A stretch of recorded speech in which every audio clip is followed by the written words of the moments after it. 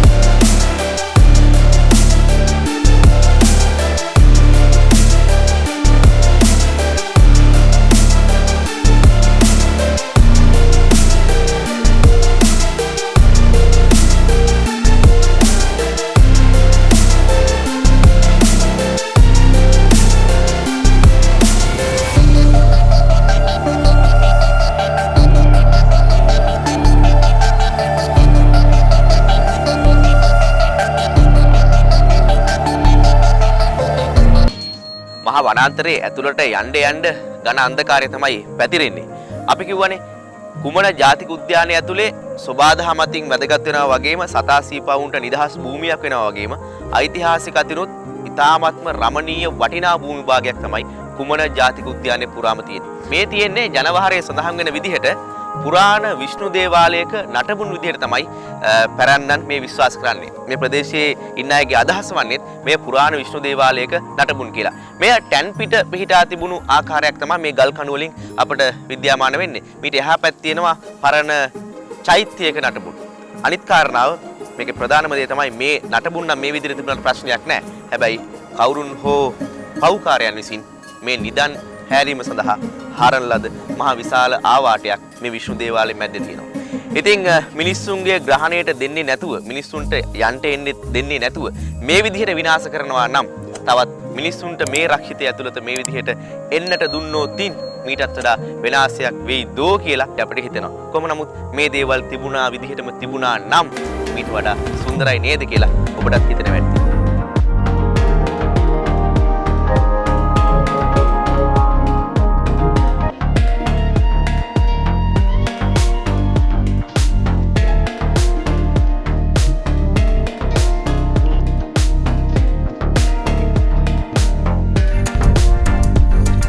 සුළුගෙඩියක් හම්බුණා. මේ හරියට කියන්නේ වෙහෙර දිවුලාන කියලා. සමහරලාට දිවුල් බහුලව තියෙන හින්දා දන්නේ නැහැ. කොහොම හරි මේ ස්ථානය තමයි ශ්‍රී ලංකාවේ අවසාන මහරහතන් වහන්සේ මලියදේව මහරහතන් වහන්සේ වැඩ සිටියා යයි විශ්වාස කරන ප්‍රචලිත ජන කතා තියෙන්නේ.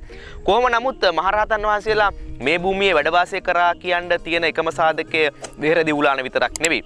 සිතුල්පව්ව පූජා භූමියේ 12000ක් මහරහතන් වහන්සේලා වැඩ වාසය කරා කියලා ජනවහරේ සහ පොතපතේ සඳහන් වෙනවා. ඉතින් එහෙම ගත්තාම අපි මේ ගමන් කරන භූමියත් ඒ වගේ පුණ්‍ය භූමියක්.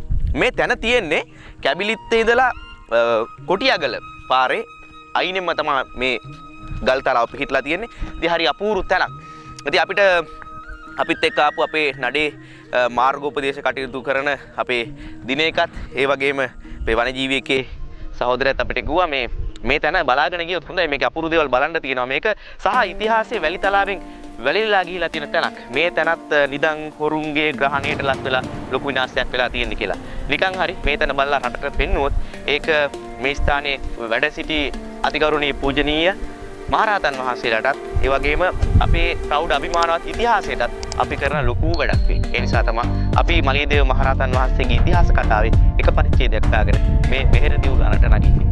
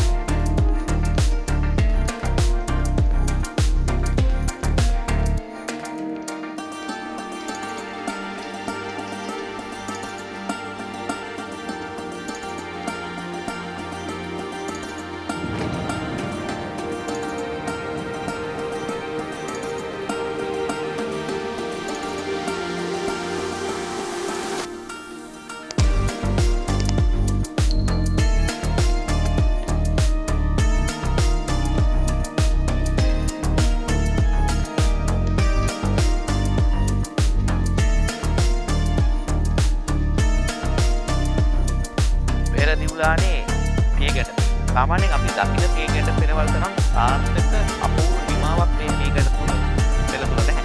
නමුත් මේ පියගැට පෙර නගිනකොට අපිට හිතෙන්නේ මේ තරහ තිබිච්ච අවම සම්පත් උපයෝගී කරගෙන අවම තාක්ෂණ උපයෝගී කරගෙන තමයි මේ පියගැට පෙර නිර්මාණය වෙලා තියෙන්නේ කියලා අපිට සාමාන්‍ය බැලු බැලමට තේරෙනවා.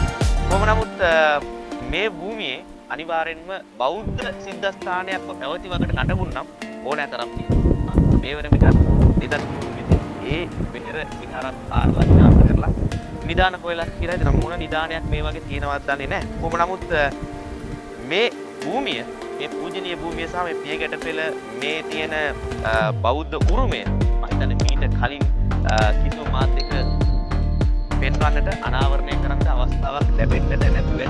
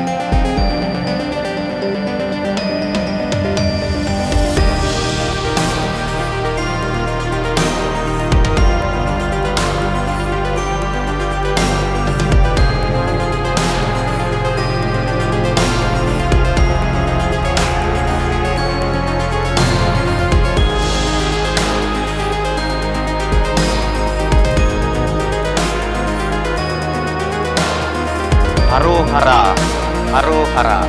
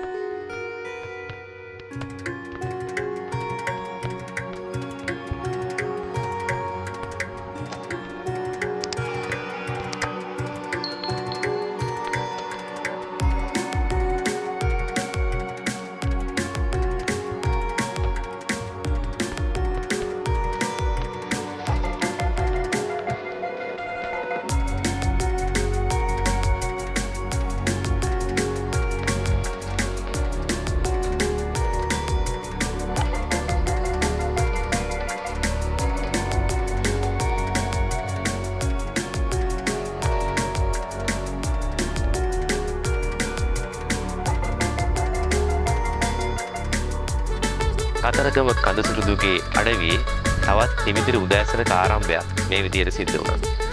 උදේ පාන්දරම අපි සීතල වතුරෙන් නාලා කුඹුක්කන් ඔයට බැහැලා මේ හැම කටයුත්තක් ඉවර වෙලා පූජාවරු ටිකක් අරගෙන දෝත් පුදුනේ තියාගෙන කුඹුක්කන් ඔයේ එතර වෙලා මේ තැනට ආවා. මේක කැබිලිත්ත පූජා භූමිය පෙරණ මානයේ තියෙන සීතල වැලි තලාවක්. මේ වැලි තලාවේ ලිං 7ක් කපලා ලිං 7 වතුර 7 පාරක් කියලා 7 පාරක් පෙරලා ඒ ගන්න සීතල ජලයෙන් තමයි කතරගම දෙවි හාමුදුරන් වෙනුවෙන් මේ පූජාව කරන්නේ. කතරගම දෙවි හාමුදුරන් වෙනුවෙන් මේ සීතල වැලි මළුවේ කරන මේ පූජාව විශේෂ පූජාවක්. මේ පූජාවට සම්බන්ධ වෙන්න හැකියාව ලැබීමත් විශේෂ කටයුත්තක්. උන්වහන්සේ වෙනුවෙන් මේ කරන පූජාවේදී මේ පූජාවට මාවේනික වෙච්ච වත් පිළිවෙත් චාරිත්‍ර වාරිත්‍ර ඇවතුම් පැවතුම් හැම දෙයක්ම තිබෙනවා. විශේෂයෙන්ම කටවරද්දා ගන්නේ නැතුව කතරගම දෙවි හාමුදුරුවන්ගේ පිහිට ලබා ගන්නට අපි තව සුළු මොහොතකින් මුඛවාඩම් දා ගන්නට බලාපොරොත්තු වෙනවා. ඒ නිසා ඒ කටයුතුත් එක්ක තමයි සූදානම් වෙලා ඉන්නේ. මේක අති රමණීය, සුන්දර, පූජනීය, පරම පවිත්‍ර පූජාවක් වගේ මේ භූමියේ සකස් වෙන ආකාරයෙන්ම අපට පේන්න තියෙනවා. අපි බලමු ඉස්සරහට මොකද්ද වෙන්නේ කියලා.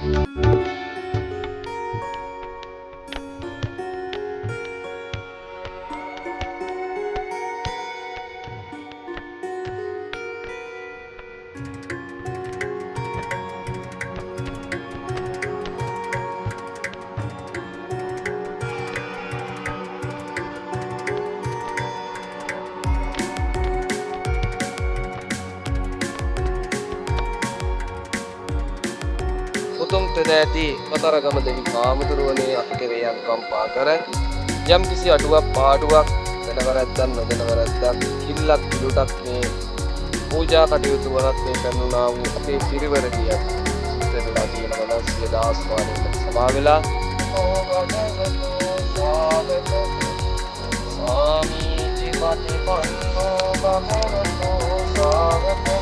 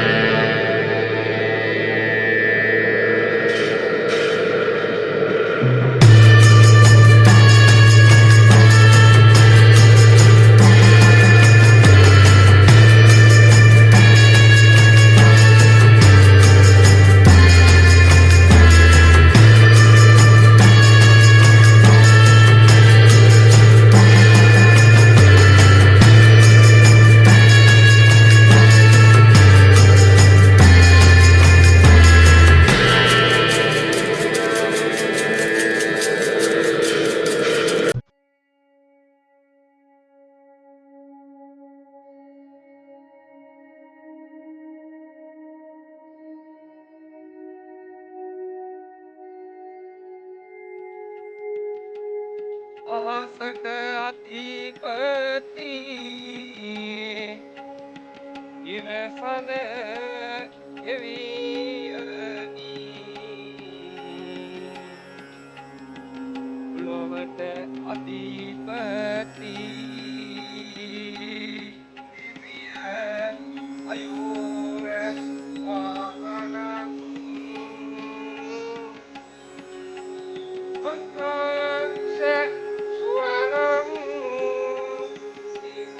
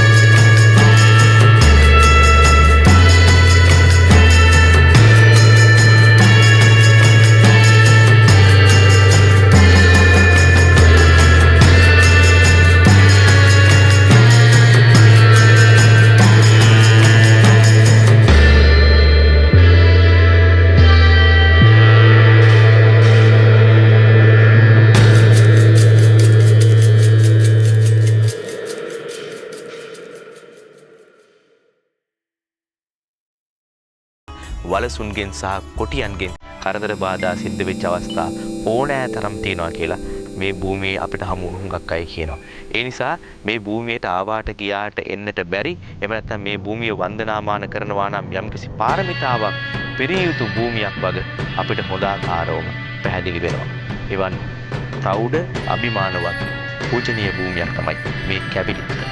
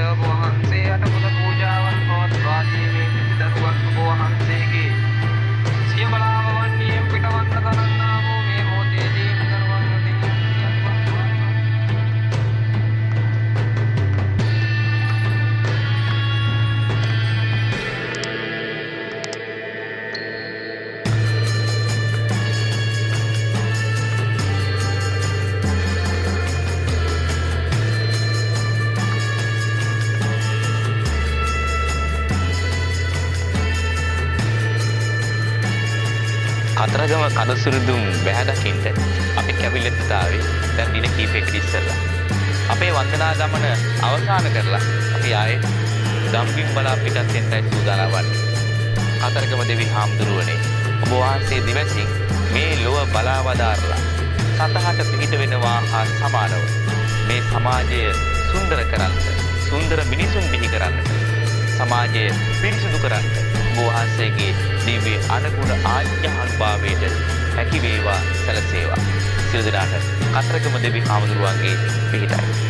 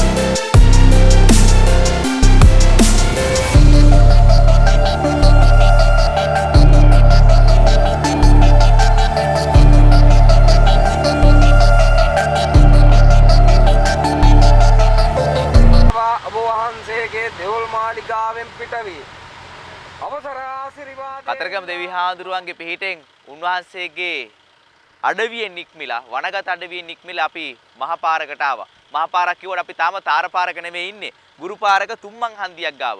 මෙතනින් අපි ප්‍රධාන මාර්ගයට ප්‍රවිෂ්ඨ වෙනකොට මේ සුද්ධ භූමියේත් උන්වහන්සේ වෙනුවෙන් කොලාත්තක් එල්ලලා උන්වහන්සේට පුද සත්කාර කරලා උන්වහන්සේගේ අපට කරන ලද මේ මඟ පෙන්වීමට අපි උන්වහන්සේට අපගේ নমස්කාරය පළමුවත් දෙවනුවත් තෙවනුවත් පුද කරන වෙලාව. ඇත්තරම කැලේ ඇතුලේදී අපිට මේ ගමන යන්න යෝධ ශක්තියක් වෙච්ච කණ්ඩායම අපිත් එක්ක ඉන්නවා. මේ ඉන්නේ දිනේක අපිට දුන්නේ පුදුමාකාර හයියක්. දිනේකත් එක්ක පිටිපස්සෙන් හිටපු අපේ මේ ඉන්නේ කළුමල්ලි දුන්නු හයිය කියලා වැඩක් නෑ. මේ හැම වාහනයක්ම පොඩි පොඩි කාර්මික දෝෂ වලට ලක් වෙනකොට ලොකු හයියක් දුන්නා. අපේ මේ ඉන්නේ දුල්ෂාන් මේ ඉන්නේ දුල්ෂාන් තමයි අපේ කපු මහත්තයා.